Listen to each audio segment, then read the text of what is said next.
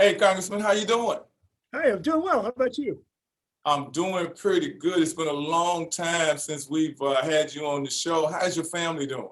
Hey, family's doing okay. I'm not gonna lie. It's been a heck of a year or so, but family's all doing okay. And I'll tell you, it's a time when you certainly appreciate having family and having a big family. So, That's um, it.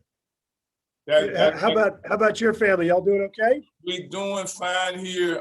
If we could just get, I mean, I'm not complaining about the rain, but I mean, we can't, we got projects on the ground, but it's wet all the time. So they can't, we're not consistent with that, but we're doing okay. I'm just handling. I still got a job and I'm grateful for that. I see that you are doing some excellent work in DC. And I just want to thank you for what you do for us and this region, and especially for my little small city of Baker. You guys are putting in the work. It's amazing that you can call your office and get somebody to pick up the phone and they'll call you back. So I just want to tell you thank you for what you do. And I appreciate all the hard work and that you put in for us. I wanted to talk a little bit this morning about the transportation and infrastructure bill that is being talked about up in DC. Tell me a little bit about that. And I know that you wanted some changes to that. And I think after doing the research, I think those changes will help us a lot. Let's talk a little bit about that this morning and tell our viewers what's that all about. Yeah, absolutely. But Mayor, before we go there, I want to go back to something you said a minute ago. Did I hear you blame the weather on you being behind on your honey-do list? Is that what I just heard? Yeah, come sometimes it gets to that point. You can't get outside and do it. It's just wet out there. But I mean, 16, 17-hour days don't help any either. So I don't think my wife would take that excuse. I think she'd throw a towel out the door and say, "Well, go get at it." get Hey, out look, and do it.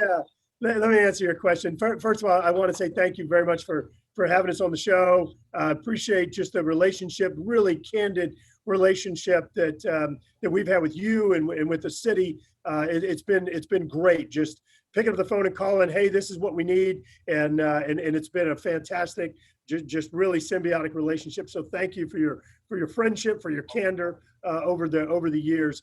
Infrastructure bill, Mayor, you know that this is an area that's probably the top priority for our region. And of course, when you talk infrastructure, it's everything from that rain you were just talking about. And look, we all love rain, but we don't want it in our houses, right? And so we got to get it out of the streets, out of the yards, and we got to keep it out of our houses and get it out of the canals as quickly as possible. So that's infrastructure. One of the other areas is obviously things like roads and bridges. And so the big infrastructure package that we're talking about right now, it's everything from trying to address improvements on some of our highways, 61, 19, 67, but also it's big things that are $1 billion plus, like what we all know we need for our region is a new bridge crossing the Mississippi River.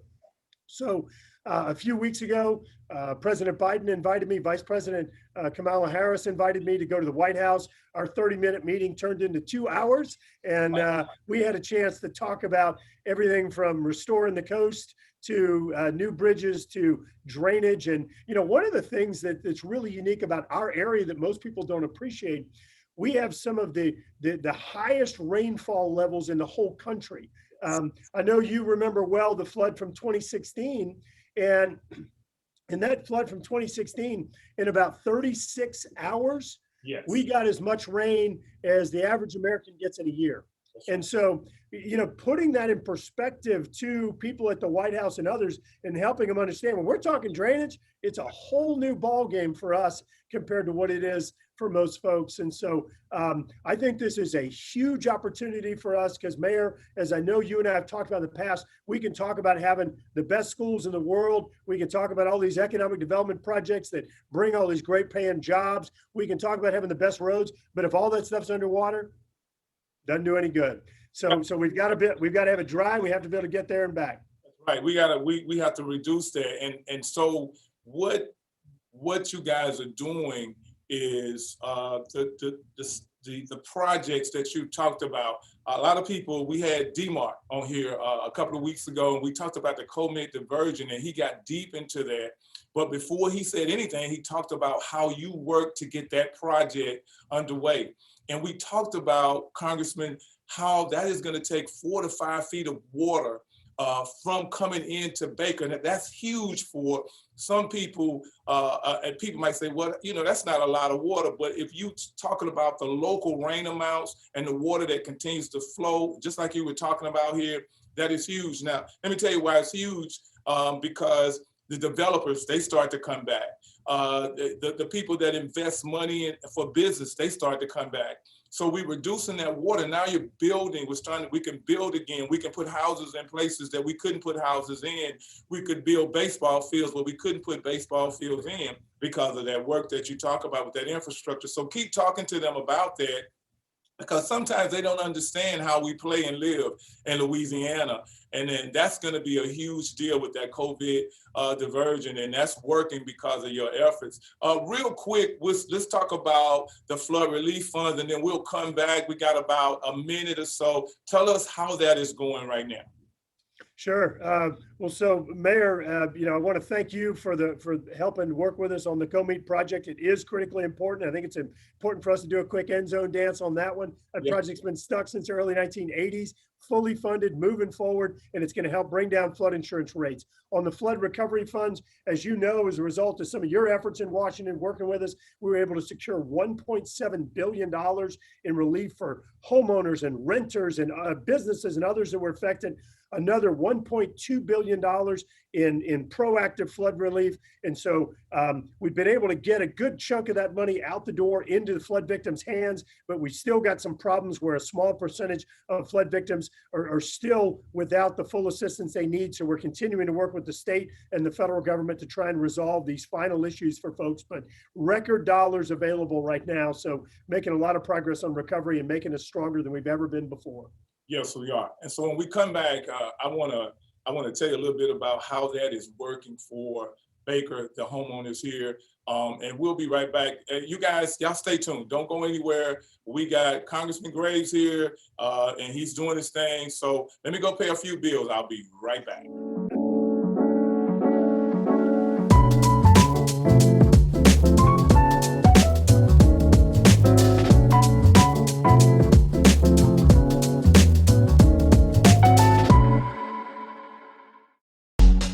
If you own or are planning to start a business, you need to take a hard look at Baker, your one-stop shop for business, city licensing, services, and sensible tax rates. With low crime, it's a stone's throw from downtown Baton Rouge, the airport, and it's on the river with railways. Baker is not landlocked. Plank Road presents the traffic businesses need, and Main Street offers a hometown atmosphere. Baker and business are moving forward together. Are you looking to build or purchase a home? You need to take a hard look at Baker. Small town atmosphere that's good for families. Baker has everything you need. Shops, doctors, hospitals. It's near the airport and a stone's throw from downtown Baton Rouge. No traffic hassles and lots of community activities to be involved in. Ranked as one of the safest cities in Louisiana, Baker and families are moving forward together.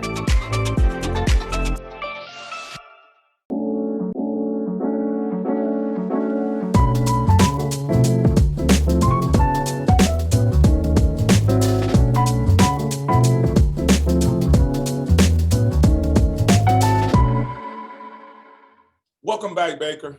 We're here with Congressman Graves this morning talking about some serious stuff dealing with flooding and infrastructure. And Congressman, I want to get right into, we were talking about the flood relief funds, and we were discussing how we could clear some of the bureaucracy for people that's really, that no matter what we do, they sit on those banks. Some of those homes need to be bought out.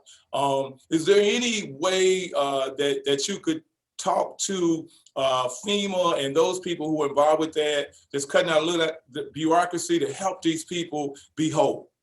Yeah. So Mayor, it's so important.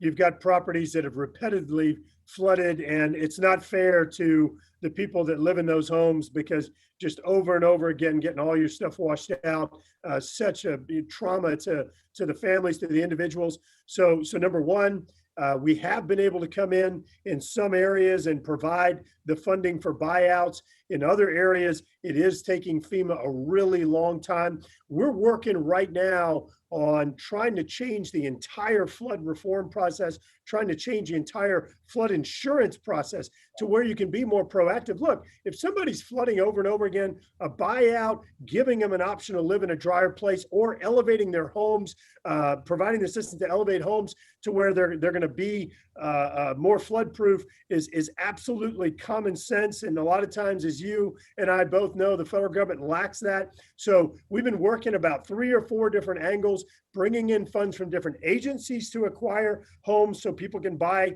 nicer elevated homes in other areas. We've been working, obviously, as you and I talked about, things like the Comeet project that in some areas will bring down floodwaters by feet, which could help to take a home that's repetitively flooding and make it dry. And in addition to that, providing more flexibility for the billions of dollars we've provided to the state of Louisiana to date to go in and do some of these strategic buyouts to where people can relocate homes or relocate their families to safer areas. So we've got money that's in the bank right now available to the state. We're trying to free up some of that. We're trying to change both flood insurance policy and other FEMA policies to where it's going to be easier to make some of these homes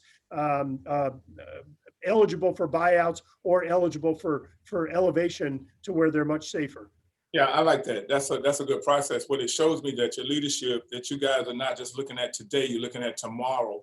And these are some of the things that you guys are putting in place that when Congressman Graves move on, these policies are still in place and they keep moving. They don't change when the administration changes. And that's always been the problem with the policies and the things that we put in, that for 4 years, yeah, we're good to go. But when the leadership changes and somebody comes in, they have to understand how we live here and what we do here. And I think that you and the rest of the leadership there are doing a great job on that. I wanna talk real quick about something that you played a big part in, and it's the transit center.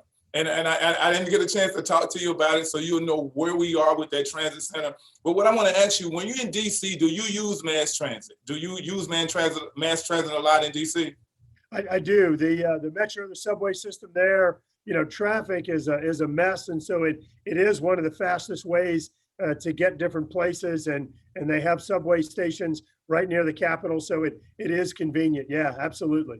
Yeah, when I go visit my partners there, because a lot of my partners, they were smart. They got jobs in the government. I've decided to come into politics. I don't know what I was thinking, bro. But anyway, I'm loving that. But in this culture here that we live in, I'm trying to get people to understand that mass transit is not for low income or poor people. It is a people mover and it moves businesses. So tell us a little bit about how you feel about the projects that we have going on with the transit center, roundabouts, and where we put all these different things where our transit center is putting into place to build the economy, not only in our region, but throughout the state.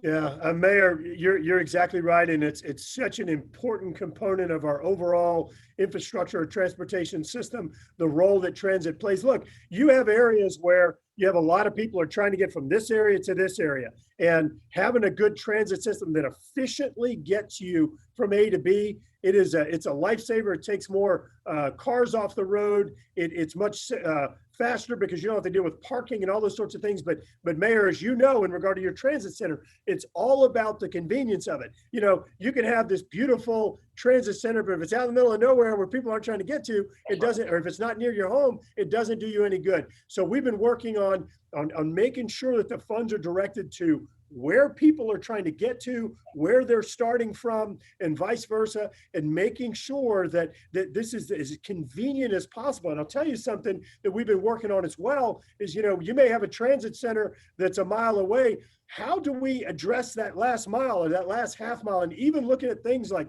Uber and Lyft and cabs and all that, to make it all zip together to where it's a really convenient door-to-door type opportunity that's more efficient than again, you driving and having to park and worrying about traffic and everything else. So it's a good system if you can make it convenient. And so I think the transit center is absolutely a huge leap in that direction. Well, I appreciate that. Along with what's going on with the rest of the region, with the park systems and all of that, I think we're on our way with your leadership. So we got about a minute left. So just close out. Tell us a little bit from the heart. What are your plans for the next 6 months for the state, for this region? And we would love to hear that, just from the heart. Yeah, yeah. Mayor, look, I'm gonna go back and talk a little bit about what I said earlier. We have such a great community, and you talked about some of the things you've been working on to make it even better, making sure we have good quality of life and recreational opportunities, convenient, accessible transit. But all of these things are in jeopardy if one, we're not safe from floodwaters. If two, you're not able to actually get efficiently from A to B because traffic just backlog in traffic and log jams in traffic everywhere. So what we have really prioritized over the next 6 months is, you've heard President Biden talk about this infrastructure package he wants to do. I want to make sure Louisiana is well positioned to benefit from this. As a result of some of the work we did a few years ago, we've been able to secure an extra $1 billion in traffic and transportation funds. We've been able to secure $3 billion in flood protection efforts, which is how we're working to make Baker safer right now. But that's not where our end zone is. We've got more work to do, and this infrastructure bill is going to provide us opportunity to make us even more flood proof, to help build better, safer roads and transit opportunities, to where we're going to have quality of life, absolutely the best place we've ever had it in our lifetime. And it's going to be a greater place for our children and grandchildren. Well, thank you so much for your leadership. Thank you for your energy, and we appreciate it.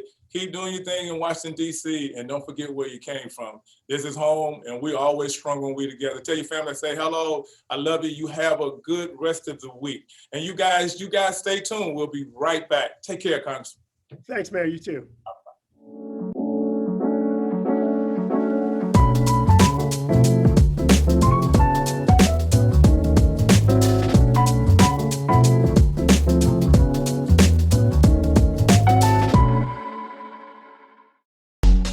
If you own or are planning to start a business, you need to take a hard look at Baker, your one-stop shop for business, city licensing, services, and sensible tax rates.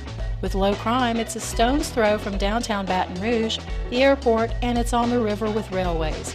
Baker is not landlocked. Plank Road presents the traffic businesses need, and Main Street offers a hometown atmosphere. Baker and business are moving forward together. Are you looking to build or purchase a home? You need to take a hard look at Baker. Small town atmosphere that's good for families. Baker has everything you need. Shops, doctors, hospitals. It's near the airport and a stone's throw from downtown Baton Rouge. No traffic hassles and lots of community activities to be involved in. Ranked as one of the safest cities in Louisiana, Baker and families are moving forward together.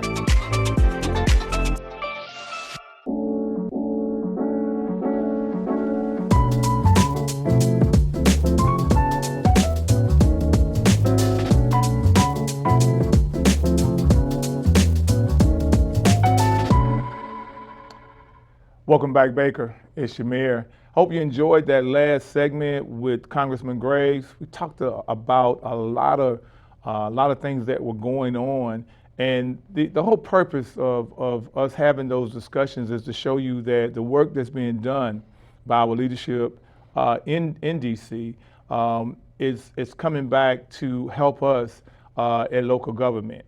So I mean, he's a great leader. He's doing a lot of great things for us. And I hope that you got something out of that. But right now, I want to switch gears just a little bit. I got a special friend of mine here. Miss Linda Perkins is here with us this morning. You see, she's smiling. And Miss Perkins is really very special to me. You know, you guys out that's watching right now, you always have somebody in your life that you know that is going to be there for you, that they're going to keep it honest and keep it real with you.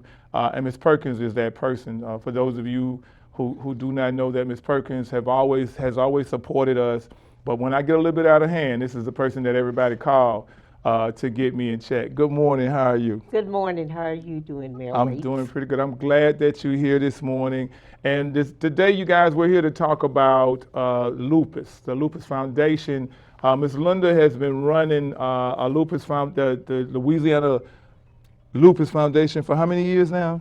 I was on the Louisiana Lupus Foundation board for 3 years, and I have been president of the Louisiana Lupus Foundation for 15 years. 15 years.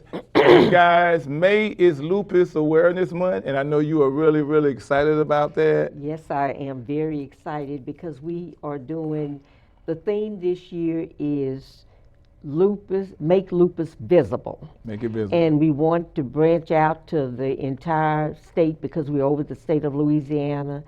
And it's just a great opportunity to get more people educated and involved in the Lupus Foundation. What drives you on this? There's something you got to tell it. You got to tell us. You told me. Tell them what drives you. Why have you been so active and energized by this? I tell you, I have been truly blessed as far as wanting to help people. I'm in numerous organizations, but the Louisiana Lupus Foundation, I have been so passionate about helping the members of the Louisiana Lupus Foundation that have lupus and their family members and their friends. Whenever we have support group meetings, we involve everyone. Everyone is welcome to come and participate because it's a family gathering and fellowship where they need to know what the patient is going through with. Let's talk a little bit about that. Let's talk about the disease itself and what does it entail? How does it affect the body? Okay, to describe what lupus affects certain parts of the body. It's mainly the joints, blood, kidneys, and heart, brain. Wow. It basically attacks your organs. The whole immune system. The whole entire, and like I say, it's a chronic autoimmune disease Okay. that attacks certain parts of the body. But as you can see, what I named is basically in the entire body. It is. It is. I was always over the years you would have these events to support it, and before the pandemic you would have a golf tournament and everything. What are those those fundraisers? How do they help the what's going on? How does that money help? The fundraisers, we've always in the past, since I've been on board, had an annual golf tournament. It's always in the month of October. Right. Normally it falls on Columbus Day.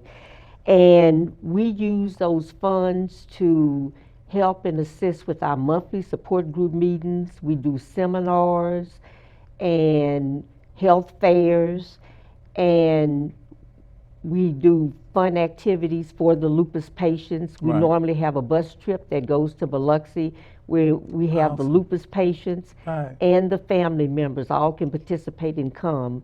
And we call it a shop till you drop. Okay. And of course, we were very disappointed that we were not able to do it last year. Right. But we probably won't do it this year, but we're praying and hoping for next year. Well. But that we is- do plan on doing our golf tournament this year. Yeah, and We plan on I know that. we've been doing that, and so And that's our only and major key fundraiser. that's it. So real quick, tell us a little bit about, they say, the learning impact of living with lupus, and what's going on this month. It's on the screen. The first one is how lupus impacts the kidneys. That would be week 1. Week 2 is going to be mental health and lupus. Week 3 is going to be racial health disparities in lupus, and then the financial impact. And you guys seem to be covering that every year. You cover that. Just leave us with something about lupus, some of the symptoms really quick that people and who they need to go see if they start to feel some of these symptoms that you're talking about. Okay, a rheumatologist is the person that handles and deals with lupus patients. Right. And the symptoms, there are so many different symptoms, but one of the key ones I've heard about since I've been on board is like the skin lupus. It's on your face. You'll have a rash in the form of a butterfly. Right. That's why our symbol is butterfly and it's purple. Okay. But it'll be on your face. And one of the key issues that people have with lupus is fatigue. People just don't understand, and that's why we stress the importance of family members knowing what the patient is going through. They might look great, Right.